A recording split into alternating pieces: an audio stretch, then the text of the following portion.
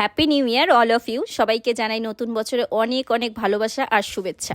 তবে নতুন বছরটা কে কিভাবে কাটিয়েছো কমেন্টে জানিও। আর আমি কিভাবে নতুন বছরটা শুরু করলাম সেটাই তোমাদের সাথে শেয়ার করতে চলে এলাম। আমি আর আমার বরমশাই দুজনে মিলে বেরিয়ে পড়েছি। ওকে।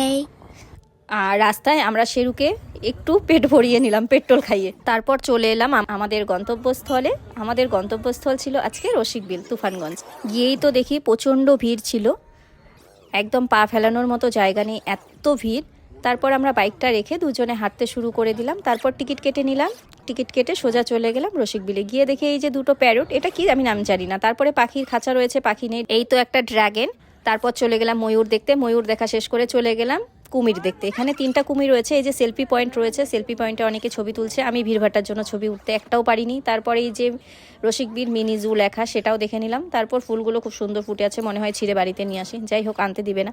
এই তো সেলফি পয়েন্ট, এখানে গিয়ে 2-1টা ছবি তুলে নিলাম। বাঁশের সাঁকো পার করে চলে গেলাম হরিণ দেখতে, কারণ ওখানে অনেকগুলো হরিণ রয়েছে, মোটামুটি 3 থেকে 400টা হরিণ তো হবেই। তারপরে চলে এলাম হরিণ দেখা শেষ করে এই যে ব্রিজের উপরে আসতে গিয়ে প্রচুর ভয় লাগছে, এত লোক, মনে হয় ভেঙে পড়ে না যায়। তারপর চলে এলাম ভাপা পিঠা খেতে। ভাপা পিঠাটা ঠান্ডার মধ্যে গরম গরম ছিল, ভালোই লেগেছে। তারপর দেখছি যে এখানে পকোড়া ভাজছে, পকোড়া চপ নিয়ে নিলাম। চলো খেতে থাকি, তোমাদের সাথে দেখা হবে আমার নেক্সট ভিডিওতে। ততক্ষণের জন্য ভালো থেকো, টাটা।